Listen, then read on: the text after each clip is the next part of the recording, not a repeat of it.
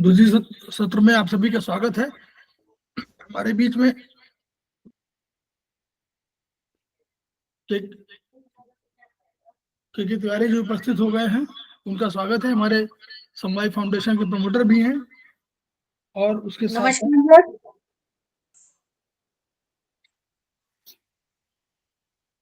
प्रणाम sir.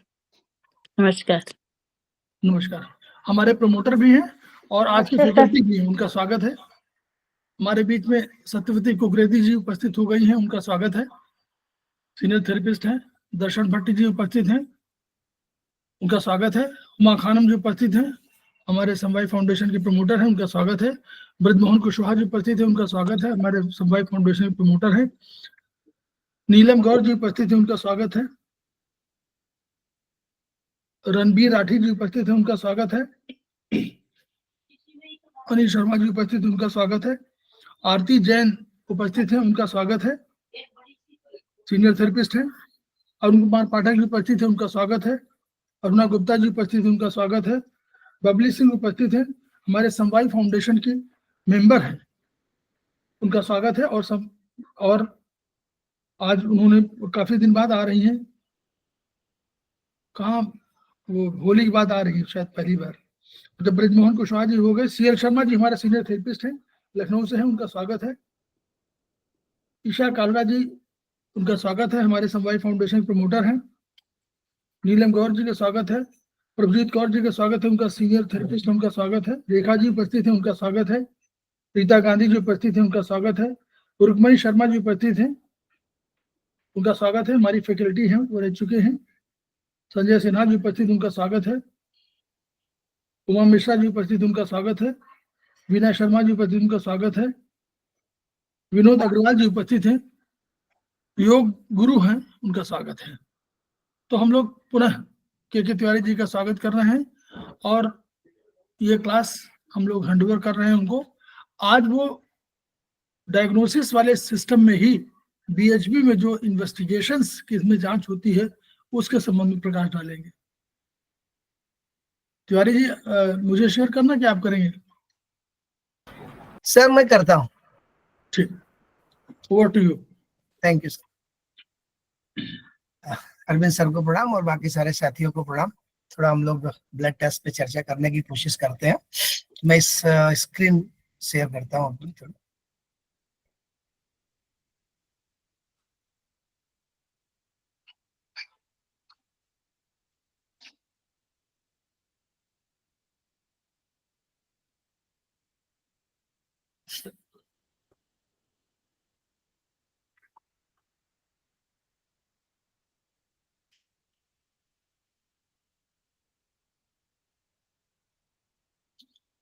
Screen visible है ना?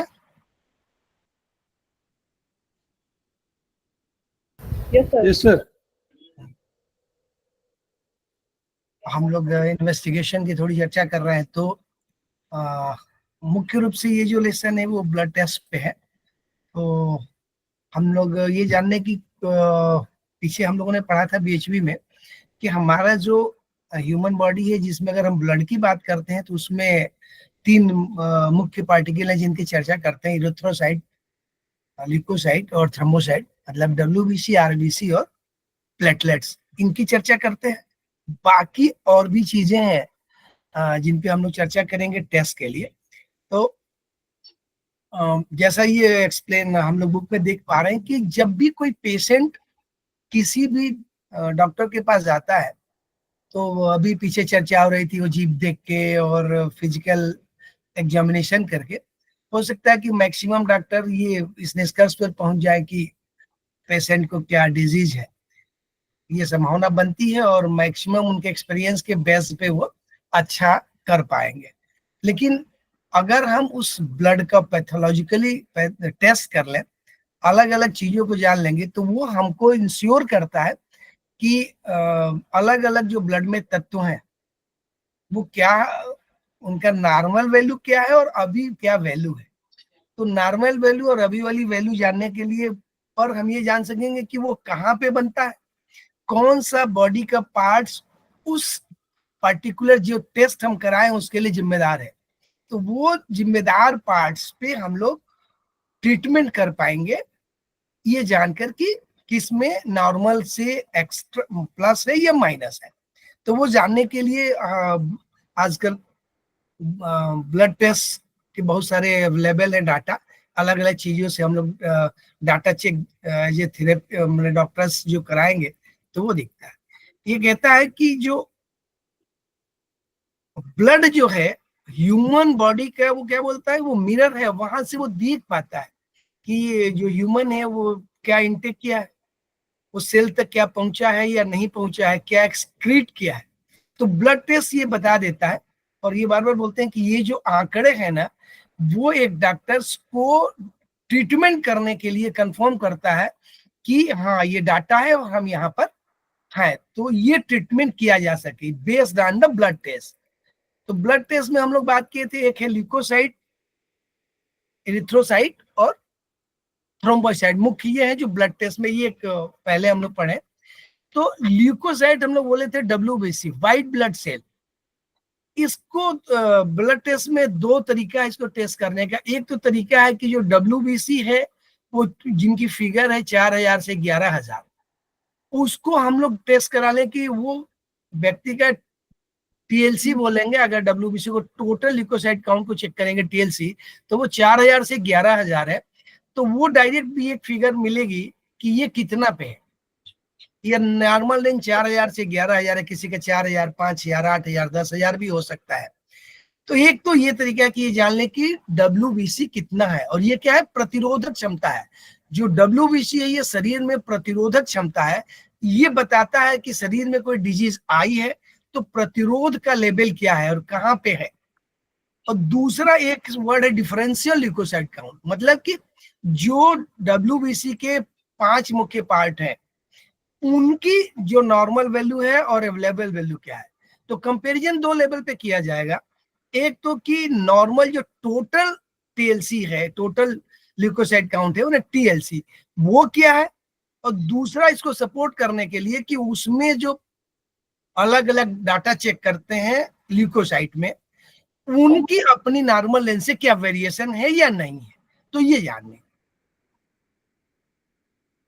अब ये क्या कहता है कि जो TLC है वो एक सांकेतिक है, इंडिकेटर है, वो एक कंफर्म नहीं करता है कि आपको क्या हुआ है, लेकिन वो ये बताता है कि कुछ हुआ है और वो इंडिकेट करता है कि इस तरफ से डिजीज है या नहीं है, इंडिकेशन है कि ये हो सकता है, ये चीजें नहीं हो सकती है।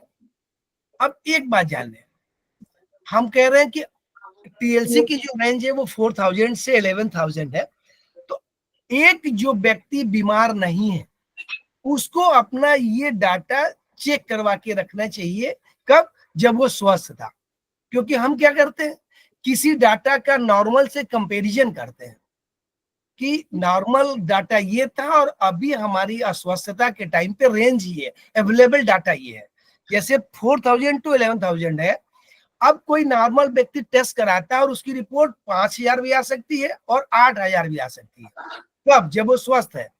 किसी का 9000 भी आ सकता है और किसी का 11000 भी आ सकता है। उस व्यक्ति के लिए जिसका 5000 आ रहा है स्वस्थ कंडीशन में, वो 5000 उसके लिए नॉर्मल है। किसी का 10000 आ रहा है, उसका 10000 नॉर्मल है। वेरिएशन 4 to 11 है, लेकिन स्वस्थ कंडीशन में मेरा TLC क्या है ये जानना इंपॉर्टेंट है। अगर किसी व्यक्ति का TLC स्वस्थ कंडीशन में 5000 है और उसका TLC टेस्ट चेक करने पे 10000 मिलता है, इट मीन्स कि उसकी TLC इंक्रीज्ड है, वो रेंज में तो है, 4 to 11 की रेंज में है, लेकिन वो ये पता चलता है कि नॉर्मली इनका TLC 5000 रहता है और ये भी 10000 है। मतलब इनको, इनकी जो WBC है ये इंक्रीज्ड है नॉर्मल से। और DLC भी चेक किया जा सकता है डिफरेंशियल कि क्या क्या बाकी डाटा है। अब किसी का 10000 है और उसका 9000 है, तो हम उसके लिए बहुत चिंता की बात नहीं है, लेकिन हम ये सोच सकते हैं कि एक फॉल है। लेकिन अगर 10000 का 4000 है, इट मीन्स कि उसको प्रॉब्लम है, सॉरी। तो हम चेक ये करेंगे। अस्वस्थ, अगर स्वास्थ्य हेल्दी कंडीशन में मेरे पास डाटा नहीं है तो कंपैरिजन करना उतना इजी नहीं है। लेकिन अगर वो 10 आता है, 9 आता है, तो डॉक्टर बोलेगा कि you are fit, no problem. Comparison तो तभी करेंगे जब उसके पास ये अवेलेबल होगा। डीएलसी क्या है? डीएलसी में कोई कुछ बोलना चाह रहा था? ओके, तो डीएलसी क्या है? Differential leucocyte counts. इसमें जो ये 5 तत्व है, neutrophil, eosinophil, lymphocyte, basophil, monocyte. तो हम लोगों ने पढ़ा है कि ये जो लिम्फोसाइट है और मोनोसाइट है, ये दोनों लिम्फ नोड में बनते हैं। न्यूट्रोफिल, एस्नोफिल, बेसोफिल, ये दोनों बोन मैरो में बनते हैं, तीनों। न्यूट्रोफिल, एस्नोफिल, बेसोफिल बोन मैरो में बनते हैं। लिम्फोसाइट और मोनोसाइट नॉर्मली लिम्फ नोड्स में बनते हैं। कहीं पे हम लोग पढ़ा है कि लिम्फोसाइट बोन मैरो में बनता है, लेकिन हम लोग ये मान के चल रहे हैं कि ये बनेगा लिम्फ नोड्स में। लिम्फोसाइट बोन मैरो में भी बनता है। अब क्या है कि जो न्यूट्रोफिल, एस्नोफिल और बेसोफिल है, ये तीनों, न्यूट्रोफिल हम लोग पढ़े थे ब्लड टेस्ट में कि पैदल सेना के सदस्य हैं और 50 to 70% है, और ये जितना ब्लड में अवेलेबल होते हैं, इसका 2 टाइम्स ये ऑलरेडी बोन मैरो में अवेलेबल होते हैं। तो अगर बॉडी हमारी इन्फेक्टेड होती है, किसी वजह से अस्वस्थता आती है, तो इमीडिएटली ये बोन मैरो से ब्लड में आ जाते हैं। तो न्यूट्रोफिल इमीडिएटली बढ़ जाता है, बेसोफिल इमीडिएटली बढ़ जाता है, एस्नोफिल इमीडिएटली बढ़ जाता है, लेकिन लिम्फोसाइट और मोनोसाइट इमीडिएट नहीं बढ़ता है। तो अगर किसी का न्यूट्रोफिल बढ़ा हुआ है, जैसे 50 to 70 उसकी रेंज है, और किसी व्यक्ति का इमीडिएटली 78% है, तो हम लोग बोलेंगे कि उसका न्यूट्रोफिल बढ़ा हुआ है, मतलब उसके पास कुछ है ऐसा, बहुत आप बोल सकते हैं कि शुरू के एक्यूट इन्फेक्शन है। अगर ये देख रहे हैं ये बढ़ रहा है क्योंकि लिम्फोसाइट घटा हुआ है, ये कह रहा है कि लिम्फोसाइट की कम हुई है, इस मीन्स कि उसको कोई क्रोनिक बीमारी नहीं है। 78% ये कह रहा है न्यूट्रोफिल कि इस व्यक्ति को 2-4 दिन से कोई इन्फेक्शन हुआ है, इसको कोई बीमारी है, चाहे वो बैक्टीरियल हो सकता है, कुछ भी हो सकता है। लेकिन ये नहीं पता चलता इस ब्लड टेस्ट से कि एक्चुअल में इसको क्या हुआ है। ये सिर्फ ये पता चलता है कि कोई एक्यूट इन्फेक्शन हुआ। एक्यूट का मतलब है कि 2-4 दिन में अभी हुआ, इमीडिएट हुआ है। अगर किसी का लिम्फोसाइट टेस्ट में अपनी रेंज से प्लस आता है, ये ध्यान से देखिए, अगर ये लिम्फोसाइट किसी रेंज में प्लस आता है, तो लिम्फोसाइट बोन मैरो में बनता है, और इसको बनने के लिए 15 दिन का समय लगता है, अप्रॉक्स मोर देन 13 डेज। अगर किसी का लिम्फोसाइट बढ़ा हुआ है मोर देन 40%, इसका मतलब कि उसको ये बीमारी क्रोनिक है, लंबे 15 दिन से ऊपर से वो बीमार है। लिम्फोसाइट बड़े होने का मतलब कि उसकी बीमारी क्रोनिक है और 15 दिन से हो सकती है, या इससे ज्यादा से हो सकती है। 13 या 15 दिन से कम से नहीं है, नहीं तो लिम्फ नोड नहीं बनते हैं। लिम्फोसाइट्स बनते हैं, इनको बनने में 13 से 15 दिन का समय लगता है। और न्यूट्रोफिल और बाकी ये तीनों 2 टाइम्स एक्स्ट्रा बोन मैरो में रिजर्व रहते हैं, वो इमीडिएट आ जाते हैं।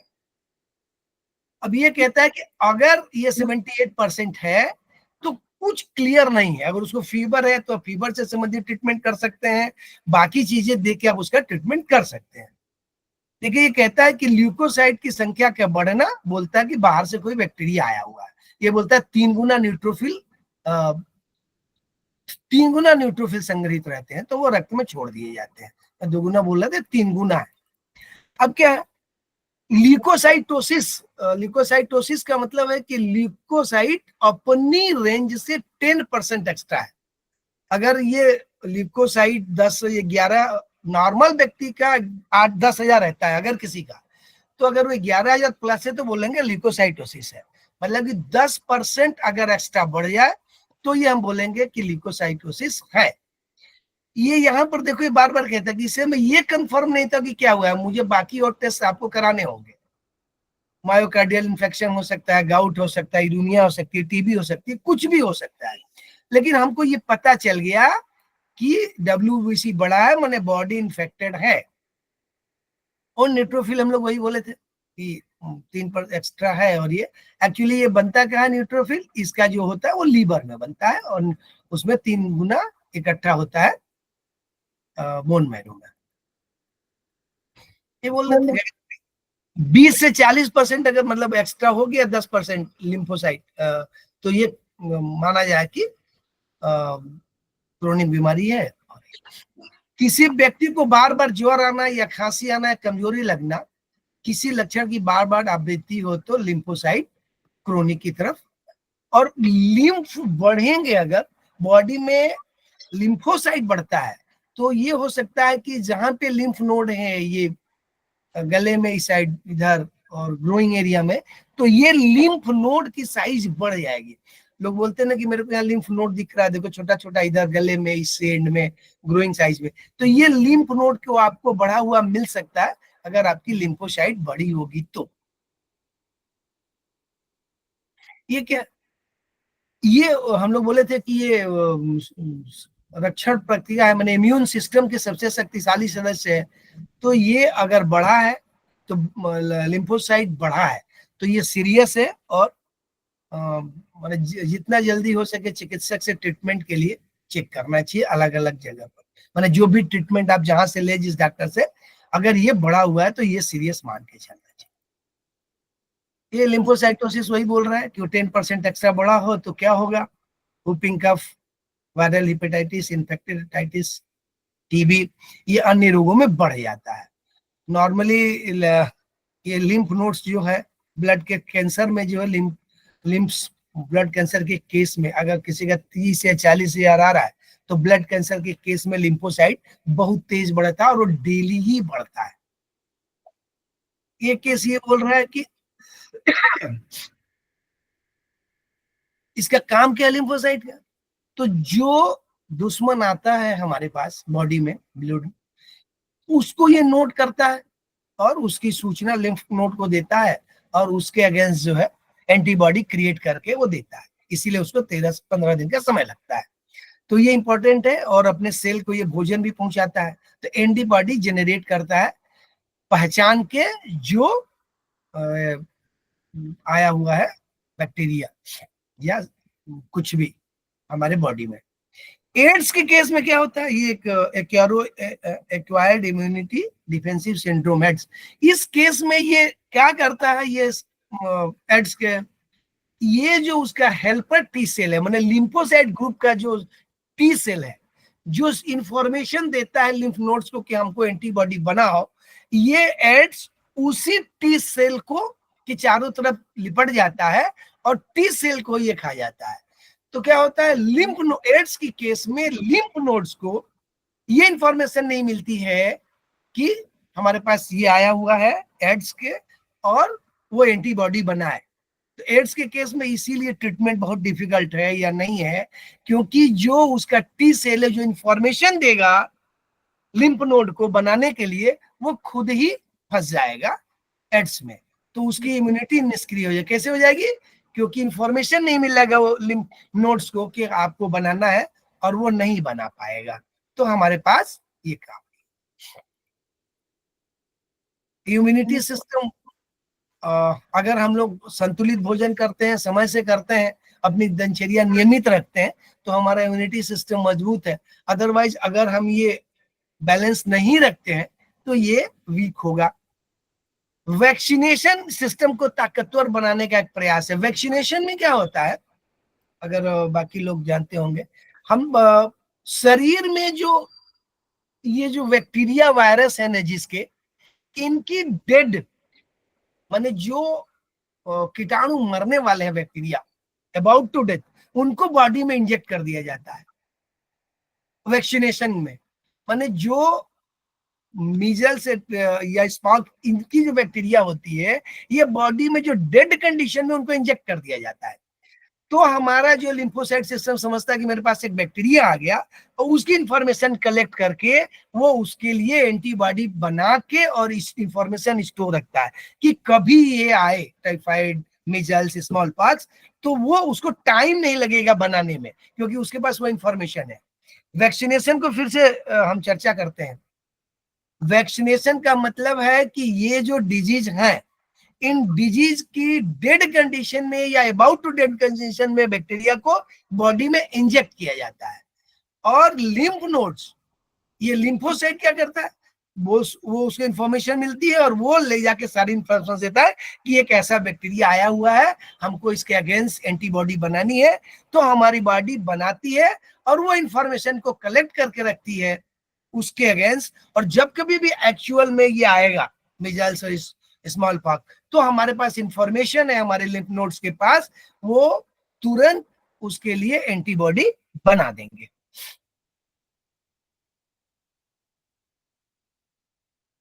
इस्नोफिलिया ये क्या है कि ये दूसरा 2 से 3% करीब है ये बॉडी में। तो ये देखिए कि अगर हमारी डीएलसी बढ़ी हुई है तो ये परसेंटेज में 2 से 3 हम लोग बोल रहे हैं। इसका मतलब ये है कि अगर किसी का डीएलसी 4 है, 4000 है, किसी का 10,000 है, तो जिसका 10,000 है उसकी वैल्यू ज्यादा आएगी क्योंकि ये परसेंट में आएगी। 10,000 है तो ये 3% हो जाएगी। तो उस हिसाब से वो ये कह रहा है कि अगर आप मेजर कर रहे हैं स्नोफिलिया को तो परसेंटेज में देखना है और वो 2 to 3% हो। ये नहीं कि इसकी काउंटिंग कहीं आपको मिल जाए और बोले कि इसकी काउंटिंग तो बहुत ज्यादा हो गई। नो, इंपॉर्टेंट क्या है, इंपॉर्टेंट ये है कि जितना हमारा टीएलसी है उसका क्या 3% है या उससे कम है या उससे ज्यादा है। अगर टीएलसी का 3% के आसपास है, चाहे क्वांटिटी जितनी हो, तो हम बोलेंगे कि ये अपने एक नॉर्मल रेंज में है। लेकिन ये 4 से 5% बढ़ती है तो हम लोग ये बोलेंगे कि ये बढ़ गया है। अब ये कहाँ रहता है ज्यादा, जो डाइजेस्टिव सिस्टम में और रेस्पिरेटरी सिस्टम है, माने हम भोजन जब इंटेक करते हैं या ब्रीदिंग करते हैं तो उस समय ये जो बैक्टीरिया है ये मुंह में जाने की कोशिश करेंगे, बाहर वाले बैक्टीरिया। तो ये इस्नोफिल क्या करते हैं, वो अपनी संख्या बढ़ा देते हैं और बाहर से आने वाले बैक्टीरिया जो मैक्सिमम पॉसिबिलिटी ये डाइजेस्टिव और रेस्पिरेटरी में, उनको ये किल कर देते हैं क्योंकि ये ओपन रहता है एटमॉस्फेयर में, हमारा भोजन वाला एरिया, मुंह और ब्रीदिंग से जो नोज है, तो वहां से जब ये आते हैं तो इस्नोफिल अपनी इंक्रीज कर देता है प्रोडक्शन और ये वहां पे उनको किल करता है। तो ये परसेंटेज इंपॉर्टेंट है कि 3% से ज्यादा होने पे आपको सोचना है कि इससे ज्यादा है या नहीं है। मोनोसाइट की बात करते हैं। मोनोसाइट क्या है कि जब सेल्स आपस में फाइट करते हैं और डेथ होती है तो उनको हटाने का काम करते हैं, क्लीनिंग का काम करते हैं। तो अगर हमारा टीएलसी बढ़ा हुआ है इसका मतलब ये है कि हमारे पास बॉडी ऑलरेडी इन्फेक्टेड है, और जब इन्फेक्टेड होगी तो मोनोसाइट भी ज्यादा मिलेंगे क्योंकि उनको क्लीन करना पड़ेगा, number of more dead body, तो उनको क्लीन करने के लिए मोनोसाइट की भी संख्या ज्यादा मिलेगी। तो अगर वो ज्यादा मिलती है और न्यूट्रोफिल भी ज्यादा मिलता है तो हमको मोनोसाइट के ज्यादा मिलने से परेशान नहीं होना है, क्योंकि डेड बॉडी को हटाने के लिए ये लगे। तो ये कह रहा है कि हीलिंग प्रोसेस है, मतलब न्यूट्रोफिल अपना काम कर रहा है, इस्नोफिल अपना काम कर रहा है या लिम्फोसाइट अपना काम कर रहा है, उनके काम करने की वजह से मोनोसाइट की संख्या ज्यादा मिलेगी। तो मोनोसाइट से बस ये बताता है कि हीलिंग चल रहा है। ये वही हम लोग बोले थे कि अगर ल्यूकोसाइट की संख्या 15,000 से ज्यादा मिलती है तो ब्लड कैंसर होने की संभावना बनती है। तो इस केस में अगर हम लोग टीएलसी रेगुलर चेक कराएंगे तो ये ज्यादा मिलेगा। तो ये भी पॉसिबिलिटी है कि किसी का 20,000 है, अगले दिन चेक करेगा तो 25,000 मिलेगा, अगले दिन चेक करेगा तो 30,000 भी मिल सकता है।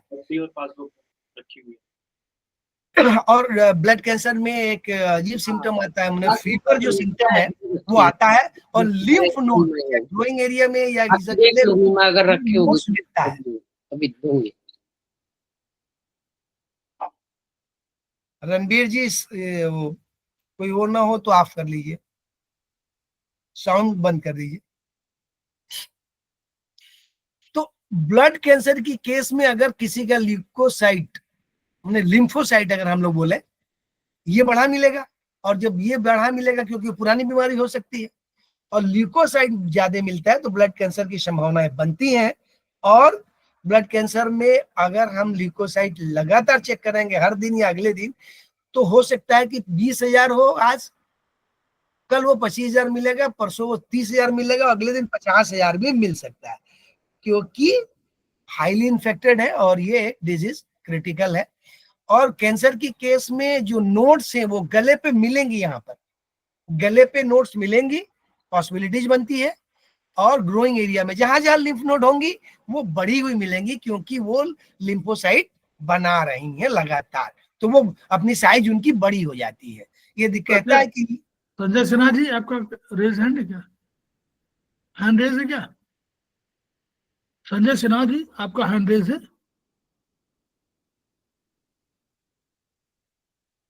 गलती से हो गया होगा सर।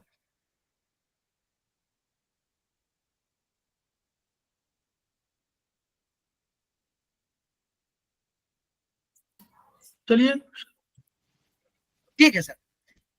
तो यहाँ पे ये कह रहा है कि अगर ये कैंसर है तो अक्सर फीवर होगा, क्षेत्रीय लिम्फ नोड बड़े मिलेंगे।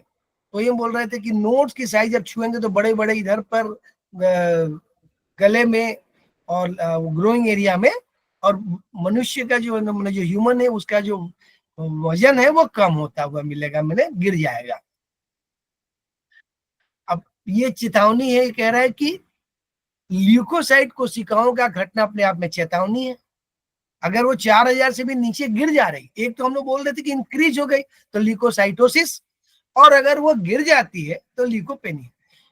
पेनियाटोसिस का मतलब वो था कि पेनिया मतलब वो 10% नीचे हो गया, आइसाइटोसिस का मतलब था यहाँ पे कि वो 10% ऊपर होगा। तो अगर किसी व्यक्ति का ये गिर जाता है, कितना लेस देन 4000 हो जाता है, तो इस बात का इशारा करता है, क्या इशारा करता है कि जहां पर ये बनते हैं WBC, बोन मैरो में बनेगा, लिफ नोड में बनेगा, तो ये जहां पर बनते हैं इनका बनना ही कम हो गया, मतलब there is some problem in the bone marrow और लिफ नोड। इनमें किसी में प्रॉब्लम है, वो बना नहीं रहे हैं, कम बना रहे हैं। एक पर्निशियस एनीसिया भी वही है कि बोन मैरो में जेनरेशन नहीं हो रहा है। अगर पर्निशियस एनीमिया होगी तो WBC भी नहीं बनेगी, RBC भी नहीं बनेगी, क्योंकि भी वही बनती है, थ्रोम्बोसाइट भी नहीं बनेगा। तो उस केस में अगर ये बोन मैरो इफेक्टेड होती है, चाहे जिस वजह से हो, तो ये डिक्रीज हो जाएगा WBC। तो WBC डिक्रीज होना भी उतनी ही खतरनाक है, क्योंकि बनेगी नहीं। जब बनेगी नहीं तो हमारी जो प्रतिरोधक क्षमता है वो कम हो जाएगी, खत्म होने लगेगी। तो ये इस केस में है अलग से। और दूसरी केस क्या हो सकती है कि ये बन तो सही रहे हो, लेकिन कुछ ऐसे डिजीज हो जिनमें इनकी डेथ नॉर्मल से ज्यादा हो रही हो, माने बन जितने रहे उससे ज्यादा उनकी डेथ हो रही हो। तो अगर ज्यादा डेथ हो रही है, जैसे टाइफाइड, मिजल्स, इम्यूनोडिफिशियंसी सिंड्रोम या वायरल हेपेटाइटिस, अगर इनमें बन रही है तो इनकी ये संख्या कम मिलेगी, क्योंकि एक कारण है कि बन नहीं रही है, दूसरा ये है कि बन तो रही है लेकिन उनकी डेथ जारी हो रही है ड्यू टू डिजीज। तो ये भी कह रहा है कि ये सिर्फ अंदाजा लगाया जा रहा है कि ये डायरेक्ट हम नहीं बोल रहे हैं कि हमको क्या हुआ है, लेकिन चूंकि WBC गिर रहा है और WBC गिर रहा है तो ये चिकित्सक को देखना होगा कि रीजन क्या है। वो और भी टेस्ट करेगा, अपना एक्सपीरियंस लगाएगा, जो करेगा तो ये जानने की कोशिश करेगा कि WBC कर रहा है तो बोन मैरो की प्रॉब्लम है, या जैसे WBC गिर रहा है तो उसको ये देखना पड़ेगा कि बन नहीं रहा, बोन मैरो में है। उस जगह जगह से अपना टेस्ट कराएगा और ये जानने की कोशिश करेगा कि इसको टाइफाइड है या क्या है। न्यूट्रोपेनिया वही है, न्यूट्रोफिल जब सामान्य से कम हो जाती है DLC तो उसको न्यूट्रोपेनिया बोलेंगे। लिम्फोपेनिया जब लिम्फोसाइट 10% कम हो जाएगी तो वही है एप्लास्टिक एनीमिया, और इनमें है, इन दोनों में। एक है हीमोग्लोबिन। हम लोगों ने हीमोग्लोबिन पता था कि करीब अप्रॉक्स 14 +- 1 ग्राम परसेंटेज है। ये 14 जो है इसका रेंज है हीमोग्लोबिन का। हीमोग्लोबिन का कार्य हम लोग को याद है कि ऑक्सीजन को कैरी करता है और ले जाके सेल को देता है, वहां से और भी चीजें CO2 ले आता है, और भी न्यूट्रिएंट्स ले जाता है, सेल को देता है, और जो वेस्ट मटेरियल है वो वापस ले आता है। तो अगर हीमोग्लोबिन कम हो गया तो जो ट्रांसपोर्ट होने की कैपेसिटी है ऑक्सीजन की या न्यूट्रिएंट्स की, वो कम हो जाएगी। तो हीमोग्लोबिन कम होने का इम्पैक्ट ये है कि ये चीजें जो जरूरत है सेल को वो कैरी नहीं होंगी। तो ये कम होने से एक केस, बहुत सारी चीजें होंगी जो हीमोग्लोबिन कम हो सकती है। एनीमिया हो सकता है। एनीमिया का मतलब है कि ऑक्सीजन हीमोग्लोबिन कम है रिक्वायर्ड से। तो वो अगर 8, 9, 10 से 11 आती है तो हमको हीमोग्लोबिन पे ध्यान देना है कि हीमोग्लोबिन कम है। तो हीमोग्लोबिन जहां जहां से बनता है अब हीमोग्लोबिन कम है ये जानने की जरूरत है, और हीमोग्लोबिन जहां जहां से बनता है। अब इसको जानने के लिए जनरल ब्लड पिक्चर का टेस्ट कराया जा सकता है, जिसमें क्या है, हाइपोक्रोमिक, माइक्रोसिटिक, हाइपोक्रोनिक, मैक्रोसिटिक, हाइपोक्रोनिक, इसमें है, सब डिफाइन है। एनीमिया, रोगी को एनीमिया है ये हम जान ले तो हम ट्रीटमेंट नहीं कर पाएंगे, क्योंकि हमको पता नहीं कि एनीमिया क्यों है। मीन्स कि शॉर्टेज ऑफ हीमोग्लोबिन जो ब्लड में है वो क्यों है, ये हम पता करना पड़ेगा, तब हम ट्रीटमेंट करेंगे। जैसे एक रीजन ये है कि माल न्यूट्रिशन है, वो व्यक्ति जिसका हम ट्रीटमेंट करने जा रहे हैं वो संतुलित मात्रा में भोजन इंटेक नहीं कर रहा है। अगर वो भोजन इंटेक नहीं कर रहा है, प्रोटीन नहीं ले रहा है, कार्बोहाइड्रेट्स नहीं ले रहा है, या बाकी चीजें नहीं ले रहा है, तो उसका हीमोग्लोबिन बनेगा, क्योंकि हीमोग्लोबिन प्रोटीन से बनते हैं, कई चीजों से। तो अगर वो नहीं है न्यूट्रिएंट्स या, तो उसका हीमोग्लोबिन कम होगा, एनीमिया का एक रीजन। दूसरा रीजन क्या है, हम भोजन तो ठीक से कर रहे हैं लेकिन मेटाबॉलिज्म नहीं हो रहा। मीन्स कि जो चीजें हैं, यहाँ पर डायरेक्ट प्रोटीन को बोल रहे हैं जो अमीनो एसिड बनाती है, तो प्रोटीन की मेटाबॉलिज्म अगर नहीं हो रही है, अमीनो एसिड नहीं बनेगा, तो ये यूज नहीं होगा, एब्जॉर्ब नहीं होगा, बनेगा नहीं तो एब्जॉर्ब कहां से होगा। तो उसका एक रीजन ही हो सकता है कि जो प्रोटीन को पचाने वाले एंजाइम है जो हम लोगों ने पीछे पढ़े थे, उनकी अनुपलब्धता हो सकती है या कम हो। तो अगर प्रोटीन अमीनो एसिड में कन्वर्ट नहीं हो रहा है तो मेटाबॉलिज्म नहीं हो रहा है, तो नहीं होगा। दूसरा अगला क्या बोलता है, हम खा तो रहे हैं, पच भी रहा है, लेकिन जिनको एब्जॉर्ब करना है वो एब्जॉर्ब नहीं कर रहे हैं। तो एब्जॉर्ब न करने से भी जहां पे पहुंचना चाहिए अमीनो एसिड, वो नहीं पहुंचेगा। अगला क्या है, अगर एब्जॉर्ब हो रहा है, ये हम लोग अगर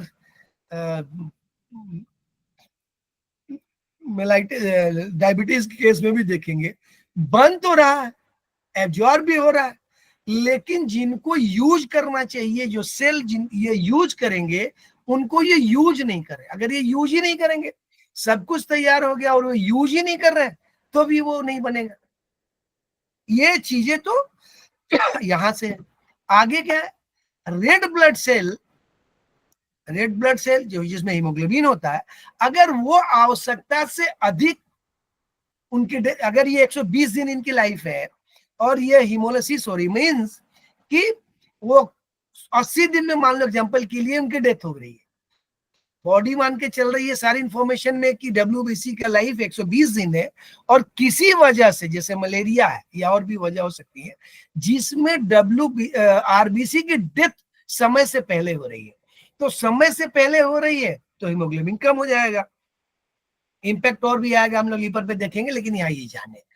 तो अगर कम हो, डेथ ज्यादा हो रही है, तो क्या होगा, हीमोग्लोबिन कम हो जाएगा। या किसी वजह से ब्लड बॉडी से बाहर निकल रहा है, बहुत सारे रीजन हो सकते हैं, पेप्टिक ड्यूरल अल्सर, या वो मेंस के केसेस में अगर ब्लीडिंग हो रही है और बॉडी बाहर निकल रहा है ब्लड, तो हीमोग्लोबिन कम हो जाएगा, क्योंकि उसकी निश्चित है कि ब्लड की क्वांटिटी कम हो तो हीमोग्लोबिन कम हो जाएगा रिस्पेक्टिवली। या एक और भी है कि जो इंटेस्टाइन है या आंत, उसमें कीड़े हो और वो ब्लड को यूटिलाइज कर रहे हैं, वो ब्लड को पी रहे हैं, बॉडी में ब्लड यूज नहीं हो जा नहीं रहा कीड़ों के कारण। तो ये कुछ मुख्य कारण है जो एनीमिया के कारण है। माने हीमोग्लोबिन अगर किसी का हमने टेस्ट कराया और वो लेस देन नॉर्मल आया, लेस देन नॉर्मल का मतलब कि वो 13 और 15, जैसे 14 +- 1 है, तो 13 to 15 के अलावा, जैसे मान लो किसी का 11 आ रहा है, तो हमको ये सोचना चाहिए कि इनमें से क्या हो रहा है। क्या वो अच्छे से भोजन नहीं कर रहा है, या वो भोजन कर रहा है तो पच नहीं रहा है, एब्जॉर्ब नहीं हो रहा है, या एब्जॉर्ब होने के बाद कंज्यूम नहीं हो रहा है, या डेथ हो रही। तो ये आपको अलग अलग तरीकों से चेक करना होगा कि क्यों नहीं हो रहा है। तो जो चीजें हो रही, जैसे पेट में भी बनता है वो इंटेस्टिक फैक्टर, अगर वो काम नहीं कर रहा है तो भी हीमोग्लोबिन नहीं बनेगा, क्योंकि उसी प्रोटीन से बनता है। तो ये सारी चीजें, क्योंकि वो नहीं होगी तो मेटाबॉलिज्म नहीं होगा। तो ये सारी चीजें रीजन हो सकती हैं कि क्या है, एनीमिया में रोगी कि एनीमिया का स्पष्ट है तो इलाज कारगर नहीं होगा। इसके लिए बोन मैरो बायोप्सी भी कराया जा सकता है। तो ये इंपॉर्टेंट है कि एनीमिया का रीजन आप जान जाएंगे, किसी भी तरह जितने भी टेस्ट कर लें तो भी आप इलाज कर पाएंगे कि एनीमिया का रीजन क्या है।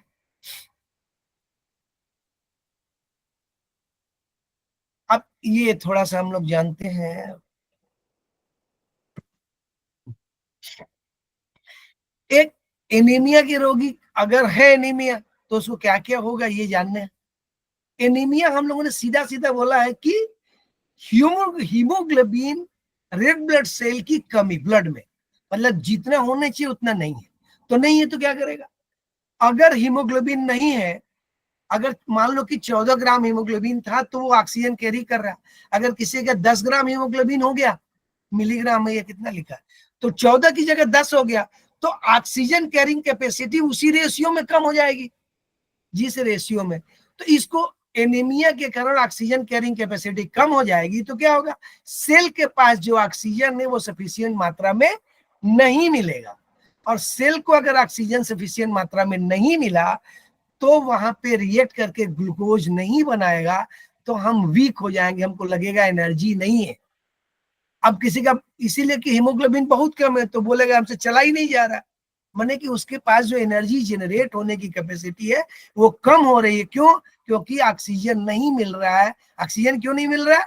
क्योंकि हीमोग्लोबिन जो ले जाने वाला हीमोग्लोबिन है, जो बाई कन्वेक्स शेप का है, कनकेव शेप का, वो ले ही नहीं जा रहा है, तो ऑक्सीजन नहीं मिलेगा सेल को। तो ये बोला रीजन क्या है? वही रीजन यहाँ पे, nutrition deficiency, faulty production of erythrocyte, haemolysis. Faulty production of erythrocyte का क्या मतलब है? जो आरबीसी बन रहा है वो फॉल्टी है, वो अलग अलग तरीके का इरिथ्रोसाइट बन रहा है।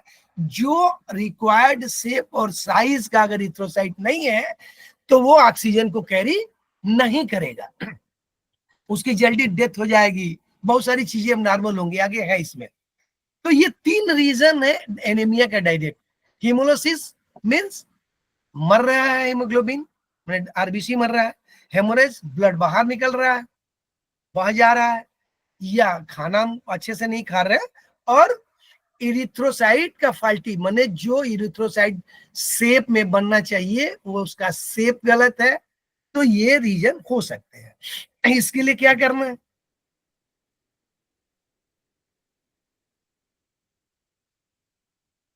इंप्रूव कैसे करेंगे?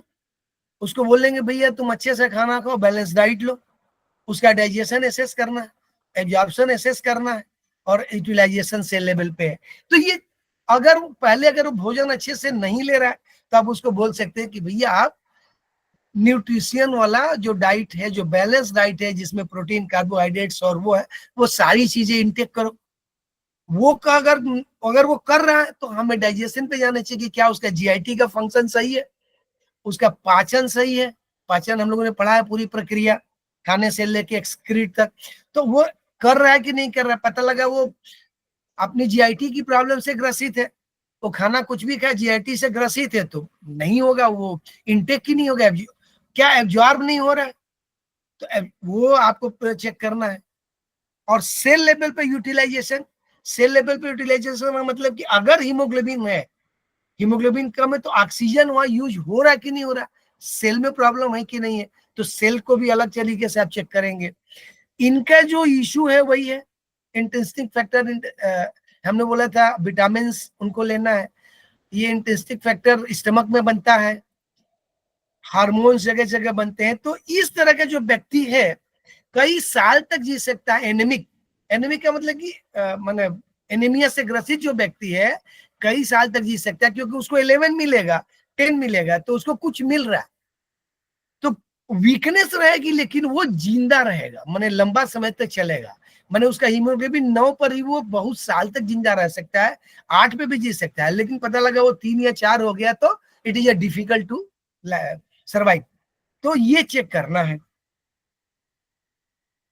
दूसरा केस क्या है इसमें? एनॉक्सिया। एनॉक्सिया मीन्स कि ऑक्सीजन कम हो गया, एनीमिया मीन्स हीमोग्लोबिन कम हो गया। एनॉक्सिया मीन्स ऑक्सीजन कम हो गया। अब ये कैसे हो सकता है? बहुत सारे रीजन हो सकते हैं। एनेमिक एनॉक्सिया वही है कि हीमोग्लोबिन कम है तो वो ऑक्सीजन कैरी करके कम ले जा रहा है। तो अगर कैरी करके कम ले जा रहा है तो हमें सेल को ऑक्सीजन नहीं मिलेगा। दूसरा क्या बोलता है, अगर हम ब्रीदिंग कर रहे हैं, ब्रीद इन ब्रीद आउट कर रहे हैं ऐसे एरिया में जहां पे ऑक्सीजन की अवेलेबिलिटी ही कम है, ऑक्सीजन की अवेलेबिलिटी ही कम है, हम जिस एटमॉस्फेयर में हैं रह रहे हैं वहां पर जो नॉर्मल ऑक्सीजन होना चाहिए उतना अवेलेबल नहीं है, तो हम जो ब्रीद इन करेंगे उसमें ऑक्सीजन ही कम होगा, तो वो एनीमिया, एक एनेमिक एनॉक्सिया हो गया। दूसरा क्या है, स्टेगनेंट ब्लड फ्लो। अगर हमारी बॉडी में कहीं ब्लड का जो फ्लो है वो रुका हुआ है, रीजन कुछ भी हो सकता है, अगर ब्लड ही नहीं फ्लो कर रहा उस एरिया से, तो ब्लड फ्लो नहीं करेगा तो हीमोग्लोबिन को अगर फ्लो नहीं किया तो उस सेल तक ऑक्सीजन नहीं जाएगा, तो उस एरिया में एनॉक्सिया हो जाएगी। ये रीजनल भी हो सकती है, पूरा भी हो सकता है। जैसे पहले वाले केस में पूरी बॉडी में होगी, हाइपोक्सिक में भी पूरी बॉडी में होगी, लेकिन अगर पार्टिकुलर किसी जोन में ब्लड फ्लो रुक गया तो वहां पे ये प्रॉब्लम हो सकती है और ये पूरी बॉडी में भी हो सकती है। और दूसरा क्या है, जो सेल है, एक कैसे कि एनॉक्सिक सेलुलर, सेलुलर का मतलब है कि उसके पास ऑक्सीजन जा तो रहा है, सेल तक बढ़ रहा है, लेकिन सेल की कंडीशन ऐसी नहीं है कि वो ऑक्सीजन को यूटिलाइज करे, तो वो एनीमिया उसके लिए, क्योंकि सेल ऑक्सीजन को यूटिलाइज नहीं कर रहा। तो ऑक्सीजन की कमी, हम लोगों ने एनीमिया में पढ़ा था कि हीमोग्लोबिन की कमी है जो ले नहीं जा रहा, एनॉक्सिया में पढ़ा कि जो ऑक्सीजन है वो कम है। पहला केस हीमोग्लोबिन, दूसरा केस एटमॉस्फेयर में अवेलेबल नहीं है, तीसरा केस ब्लड का फ्लो हो गया, और चौथा केस की ऑक्सीजन पहुंचा सेल तक लेकिन वो उसको यूटिलाइज नहीं कर रहा, सेल की डेथ हो रही है। अगर सेल की डेथ हो गई है, सुप्त अवस्था में सेल चला गया, हिस्टोटॉक्सिक एनीमिया जो है, माने सेल क्या हो गया, वो ही ऑक्सीजन को यूटिलाइज नहीं कर रहा, तो ये एनॉक्सिया है, एनीमिया और एनॉक्सिया। इसमें क्या होगा, अगर हम ऐसे एटमॉस्फेयर में जैसे किसी पेशेंट को देखेंगे कि वो ब्रीद इन नहीं कर रहा है, तो हम लोग क्या करते हैं, ऑक्सीजन लगाते हैं, क्योंकि ऑक्सीजन उस एटमॉस्फेयर को ऑक्सीजन इनरिच करते हैं। इनरिच का मतलब कि परसेंटेज ऑफ ऑक्सीजन हम आर्टिफिशियली भी बढ़ाया जा सकता है। जैसे आप किसी ऐसे रूम में बंद है, ऐसे कमरे में बंद, यहाँ पे थोड़ी देर में ऑक्सीजन कम हो जाएगी, ऐसे केस में आपको दिक्कत है तो आपको खुले में जाना चाहिए। कभी कभी आप देखेंगे कि कहीं बहुत भीड़ लग जाती है तो लोग बोलते हैं यार जगह खाली करो, सांस लेने दो। सांस लेने दो का मतलब कि बहुत लोगों की उपस्थिति के कारण वहां पे CO2 ज्यादा हो जाती है और ऑक्सीजन का फ्लो नहीं होता है, तो उसको दिक्कत होगी पेशेंट को। तो हमको कहाँ जाना है, उस एटमॉस्फेयर में जहां पे ऑक्सीजन इंक्रीज हो, माने जो नॉर्मल रेंज में हो। रेस्पिरेटरी ट्रैक पे उसका जो रेस्पिरेटरी, अगर वो ब्रीदिंग करनी ही नहीं पा रहा है, उसका जो ट्रैक है नाक से सांस लेने के लिए लंग्स, अगर उसका लंग्स में दिक्कत, मान लीजिए ट्रैक में प्रॉब्लम हो रही है, जो रेस्पिरेटरी ट्रैक है लंग्स से लेके और ब्रीद करने वाली जो पाइप है, इनमें प्रॉब्लम हो रही है, उसको आपको देखना है। एल्वेओलस लेवल पे, माने लंग्स के लेवल पे जाके, जो एल्वेओलस जहां पे एक्सचेंज ऑफ गैस होती है, डिफ्यूजन है, माने ये लंग्स में जहां पर O2 ब्लड को जाती है और CO2 ब्लड में आती है वापस जाने के लिए, तो वहां पे भी प्रॉब्लम हो सकती है। O2 का ट्रांसपोर्टेशन प्रॉब्लम हो सकती है, और वो O2 का सेल लेवल पे यूटिलाइजेशन, तो ये बहुत सारी प्रॉब्लम हो सकती है एनॉक्सिया की। सॉरी, इसमें पर्सन कुछ महीने तक जी सकता है, क्योंकि ऑक्सीजन की धीरे धीरे कमी होने से सर्वाइवल का जो टाइम है वो कम होगा। एनेमिक ज्यादा जिएगा, एनॉक्सिया वाला पेशेंट की लाइफ उसकी कंपैरिजन में कम हो जाएगी। अब तीसरा केस है साइनोसिस। इसमें क्या, अगर एनीमिया और एनॉक्सिया का कॉम्बिनेशन हो गया, मीन्स कि वो खा भी नहीं रहा है, मतलब उसके पास हीमोग्लोबिन भी नहीं है और ऑक्सीजन के भी नहीं ले रहा। अब एक ऐसा पेशेंट जो कुछ भी नहीं खाया है, बीमार है और ऑक्सीजन इनटेक करने की कंडीशन में नहीं है, तो वो जल्दी से डॉक्टर बोलता है इसको ऑक्सीजन दो, ऑक्सीजन दो, माने उसको कोशिश करता है कि बाई फोर्स उसको ऑक्सीजन इनटेक कराया जाए। क्योंकि बिना ऑक्सीजन के कुछ होना नहीं है, बॉडी निष्क्रिय हो सकती है। तो ये बोल रहा है कि combination of anaemia and anoxia, any combination of anaemia and anoxia, main consideration is that blood return to her is stopped or blocked locally, peripheral circulation has decreased। वो क्या कर रहा, एक तो ये कंडीशन है, दूसरा कंडीशन ये है कि हार्ट जो है सर्कुलेशन नहीं कर रहा ब्लड का।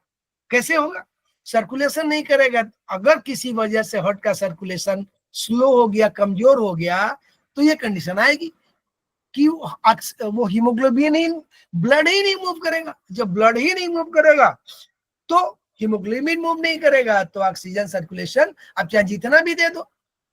कह रहा है कि पेरिफेरल सर्कुलेशन डिक्रीज, जो बाहर बाहर के इलाके हैं, नसें हैं, अगर इनसे किसी वजह से ब्लड का सर्कुलेशन रुका तो ये दोनों होगा, एनीमिया, ये दोनों माने हीमोग्लोबिन मूव नहीं करेगा तो ऑक्सीजन मूव नहीं करेगा। तो इस केस ये कब होगा, हार्ट का फंक्शन ना खराब हो गया हो, problem in the heart, problem in the lungs, दो केस, ना लंग्स ठीक से काम कर रहा हो ना हार्ट ठीक से काम कर रहा हो, और ब्लड फ्लो सर्कुलेशन किसी वजह से ब्लड फ्लो रुक गया हो, जैसे कोई ट्यूब कहीं रस्सी बांध दी जाए, मान लो कि किसी पार्ट को बांध देंगे तो अब ब्लड का सर्कुलेशन ही नहीं होगा, चाहे हार्ट काम करे चाहे लंग्स काम करे, सर्कुलेशन नहीं होगा।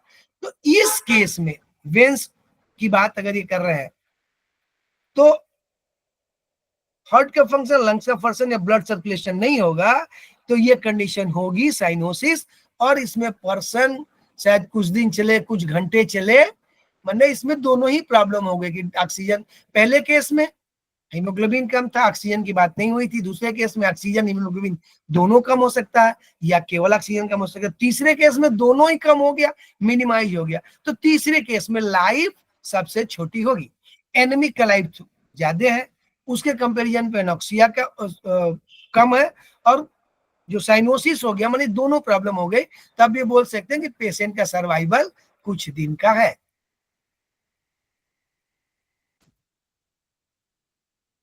उसी को इस केस में कह रहा था कि all the three clinical science of anaemia, anoxia and cyanosis में be appears in the sequence. देखो ये कह रहा है कि हार्ट डिजीज हो जाएगी, वेन आर्टियल शंट, फेलर्स ट्रेटोलॉजी क्या है ये, माने हार्ट में प्रॉब्लम हो जाएगी, या पॉलीसेथीमिया हो जाएगी, माने ये ब्लड की प्रॉब्लम हो जाएगी, हाइपोवेंटिलेशन एंड एल्वेओलर लेवल, माने लंग्स की ये प्रॉब्लम कह रहा है कि जो एल्वेओलर है यहाँ पर हाइपो माने कम और हाइपर माने ज्यादा, तो यहाँ पर pneumonia, asthma, pulmonary oedema, emphysema, ये जो है यहाँ पर ये होंगी, लंग्स की प्रॉब्लम शुरू हो जाएंगी हैं, और लंग्स के माने ये लंग्स के लेवल पे है, एल्वेओलर लेवल पे, और लंग्स के जो ये ब्रोंकाई है यहाँ पर अगर कोई ऑब्स्टेकल है तो यहाँ पे क्या है कि lungs abnormality in distribution and diffusion of CO2, तो ये कह रहा है कि ये सारी प्रॉब्लम होंगी, हार्ट डिजीज, लंग डिजीज और ब्लड का सर्कुलेशन, ये तीन मुख्य रूप से है, इसमें अलग अलग डिजीज आएंगी अलग अलग स्टेज पे, तो हमको ये जानना है। अगर एक स्टेज और है जिसको शॉक बोल रहा है, इनमें क्या कहता है, inadequate blood volume in the body tissue, body tissue में अगर ब्लड का वॉल्यूम इनएडेक्वेट हो गया, 2 लीटर पर मिनट हो गया, नॉर्मली जो हार्ट है वो 70 ml 1 मिनट में करता है, और 70 ml पर स्ट्रोक, और 1 मिनट में 5 लीटर 4.92 या प्लस मान लो 5 लीटर नॉर्मल भाषा में ब्लड का सर्कुलेशन करता है। अगर ये शॉक की कंडीशन होती है, मींस कि जो ब्लड का वॉल्यूम है वो कितना हो गया, 2 लीटर हो गया per minute, in a clinical condition where inadequate blood volume is available for body tissue, माने बॉडी टिश्यू को 5 लीटर ब्लड चाहिए और अवेलेबल कितना है, अगर ये हार्ट उतना ही पंप करता है कि 2 लीटर ही कर पाता है तो 2 लीटर तक शॉक नहीं बोलेंगे, लेकिन इसके नीचे so long the heart is pumping 2 liter of blood per minute, the condition of shock does not appear, माने अगर 2 लीटर या ऊपर कर रहा है तो शॉक नहीं बोलेंगे, लेकिन अगर उसे नीचे कर रहा है तो उस कंडीशन को thus there is peripheral circulatory failure with low venous return, low cardiac output, anaemia, anoxia, cyanosis और any can lead to state of shock. Means की एनीमिया, एनॉक्सिया या साइनोसिस ये कोई भी आपको शॉक की तरफ ले जाएंगे। जब 2 लीटर या कम ब्लड का सर्कुलेशन हो जाएगा तो पेरिफेरी से ब्लड सर्कुलेट नहीं करेगा, प्रेशर जनरेट नहीं होगा, तो बहुत सारी प्रॉब्लम होगी, कार्डियोजेनिक, वेगोजेनिक, हेमेटोजेनिक, न्यूरोजेनिक। तो इसमें अब आप समझ रहे हैं कि 2 लीटर भी ब्लड नहीं जा रहा है, तो उसको पता लगा सेल को ब्लड नहीं मिला, और 2 लीटर जा रहा है मतलब कि हार्ट काम नहीं कर रहा है, क्योंकि वो 5 लीटर करता है, तो 5 की जगह 2 या कम कर रहा है, इसका मतलब कि उसकी वो 40% से कम एफिशिएंसी पे काम कर रहा है। तो ये सारी रीजन फेलियर के होंगे। Person in this case can live for hour. वो डॉक्टर बोल सकता है कि भैया कुछ घंटे हैं, आप देख सकते हो कि सर्वाइवल डिफिकल्ट है। तो ये है, हम लोगों ने एनॉक्सिया, एनीमिया और साइनोसिस देखा। और थोड़ा सा टाइम हो तो ये जनरल ब्लड पिक्चर देख लें सर। नहीं, जो जो हमारे सदस्य हैं उनसे पूछिए ना। हाँ, बाकी लोग बोलिए भाई, अगर आपके टाइम हो तो ब्लड पिक्चर देख ले, नहीं जैसा कहे। Yes sir. Yes sir. Okay, तो ये केवल इतना जनरल ब्लड पिक्चर देख लेते हैं। अगर हमारे पास हीमोग्लोबिन कम है ना, तो एक ये भी चांसेस है कि हम जीबीपी, जनरल ब्लड पिक्चर कराया जा सकता है कि ये जाने कि क्या है हीमोग्लोबिन के साथ क्या है, मतलब जो हीमोग्लोबिन का शेप और साइज है क्या वो करेक्ट है या नहीं है, इनकरेक्ट है ना। तो अगर ये इनकरेक्ट है तो कैसा है ये टेस्ट में पता चल सकता है। हम लोग पीछे एक बार पढ़े हैं, लेकिन ये कराया जा सकता है। अगर डॉक्टर जैसे देखिए कहता है इसोसाइटोसिस, माने जो उसमें हीमोग्लोबिन मिल रहा है, आरबीसी, हीमोग्लोबिन की कमी कैसे, आरबीसी, ये साइज, शेप और साइज किसका होगा, आरबीसी का होगा, क्योंकि हीमोग्लोबिन आरबीसी के अंदर का एक पार्ट है, प्रोटीन है। तो अगर आरबीसी अलग अलग साइज का मिलता है, एक रीजन ये हो सकता है। एनिसोसाइटोसिस, पाइकेलोसाइटोसिस, विभिन्न साइज, आकार, साइज का मतलब है कि वो हीमोग्लोबिन की जो साइज है कुछ 8 माइक्रोन या 7 माइक्रोन, कोई 1 माइक्रोन है, कोई 10 माइक्रोन है, कोई कुछ है। साइज का मतलब कि वो शेप वही है, उसका वो बड़ा और छोटा है। एक क्या है, विभिन्न आकार का मिले, जो उसमें आकार है ना वो डिफरेंट हो जाए, ये है। तीसरा है मेगालोसाइटोसिस, जो डायमीटर है 7 माइक्रोन, ये उससे बड़ा हो गया, जो भी उसमें हीमोग्लोबिन है उनका साइज बड़ा हो गया। एक है माइक्रोसाइटोसिस, मींस कि उनकी साइज अपनी नॉर्मल साइज से छोटी हो गई। स्फेरोसाइटोसिस, मींस की जो स्फेरिकल शेप है उस शेप में हो गया, ना कि वो जो उसका शेप है बाइकनकेव। हंसिया का आकार का, सिकल शेप, एक हंसिया का आकार होता है कि जो प्रोटीन, जो आरबीसी है उसका साइज सिकल शेप का हो गया। केंद्रीय मोटाई, जो थिकनेस है, मीन्स की जो उसकी थिकनेस है आरबीसी की वो कम हो गई, एक है। लेप्टोसाइटोसिस है, हेलमेट शेप्ड है, जो बना है वो जैसे विभिन्न आकार का वो अलग अलग होगा, लेकिन कुछ ऐसे हैं जो हेलमेट शेप का बन जाए।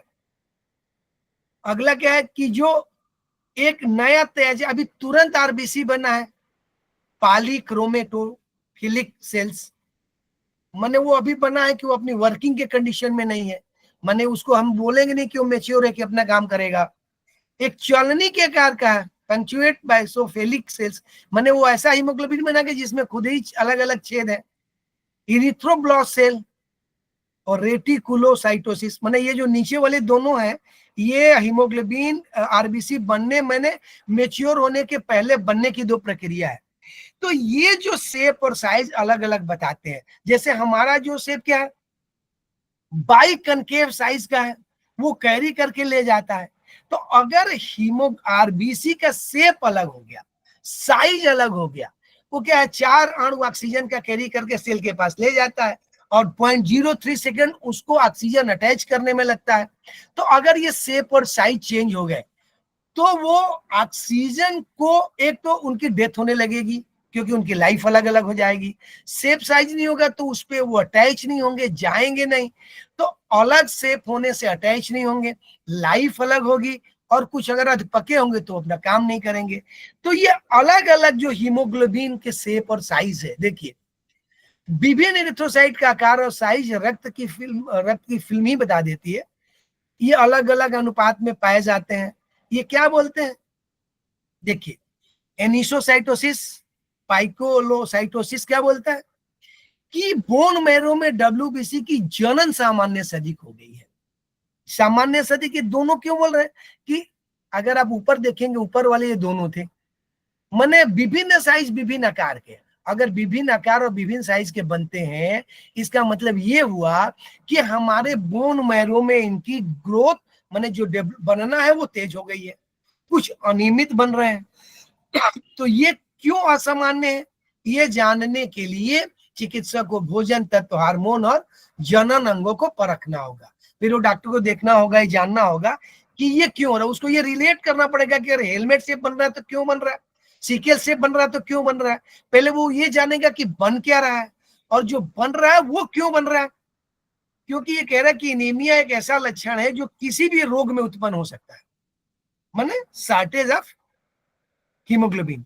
रक्त के बनने में शरीर के लगभग समस्त ऊतक मदद करते हैं, सारे टिश्यू मदद करते हैं। तो किस में प्रॉब्लम है ये जानने की आवश्यकता है, उस हिसाब से आपको ट्रीटमेंट करना है। अब जैसे देखिए माइक्रोसाइटोसिस में क्या बोलता है, आयरन की कमी है शरीर में, क्या आयरन की कमी है तो आपको आयरन इंटेक करना पड़ेगा। सीकेल से बोलता है जेनेटिक एरर है, ये हो सकता है कि कोई व्यक्ति हो जिसका जेनेटिक एरर है। मेगालो में क्या बोलता है, पर्निशियस एनीमिया है, माने बोन मैरो की प्रॉब्लम आ गई, बोन मैरो निष्क्रिय हो रही है। एप्लास्टिक और पर्निशियस, एप्लास्टिक बोन मैरो से इंपैक्ट माने करती है। तो यहाँ पर इंटेस्टिक फैक्टर भी काम करता है बनाने में हीमोग्लोबिन। हेलमेट शेप है, ये बोलता है कि किडनी की रोग की तरफ इशारा करता है। और पंक्चुएट आरबीसी कहता है कि लेड पॉइजनिंग बॉडी में हो गई है। तो हमको ये जानना है एज ए चिकित्सक कि हीमोग्लोबिन क्या कम हो गया। तो कम हो गया तो general body picture, general blood picture GBC से ये पता चलेगा कि आरबीसी कैसा बन रहा है। और अगर वो बन रहा है तो ये रिलेट करने पड़ेगा कि बॉडी का कौन सा पार्ट इसके लिए जिम्मेदार है, और जो जिम्मेदार है उसकी तरफ। मान लिया कि अगर किसी को लगता है कि किडनी में ये प्रॉब्लम है, हेलमेट से बन रहा है, तो आपको उसके किडनी के फंक्शन को भी देखना होगा कि किडनी क्या क्या करती है, क्या उस पर इंपैक्ट आया है। तो आपको किडनी के ट्रीटमेंट करने होंगे, क्योंकि ये आरबीसी के ट्रीटमेंट से कुछ होने वाला नहीं है। अगर आपको लगता है कि पर्निशियस एनीमिया है या प्लास्टिक एनीमिया है, पर्निशियस माने पर्निशियस में नॉर्मली ये इंटेस्टिंग फैक्टर और जो भी काम करेंगे, और बोन मैरो निष्क्रिय, प्लास्टिक में बोन मैरो की बहुत बड़ी भूमिका है। तो ये आपको जानने की जरूरत है कि हीमोग्लोबिन क्या कम है तो किस शेप का है, और किस शेप का है तो कौन सा बॉडी पार्ट उस शेप के लिए जिम्मेदार है। तो हम उस बॉडी पार्ट्स को, हमको जीआईटी पे काम करना है, लंग्स पे करना है, माने किडनी पे करना है, या जेनेटिक है तो उस पे आप कर सकते हैं कि नहीं कर सकते हैं, या क्या करना है। तो ये सारी चीजें आपको जनरल ब्लड पिक्चर से पता चलेगी। तो सर 8:45 बज रहा है, बाकी लोग जैसा कहें।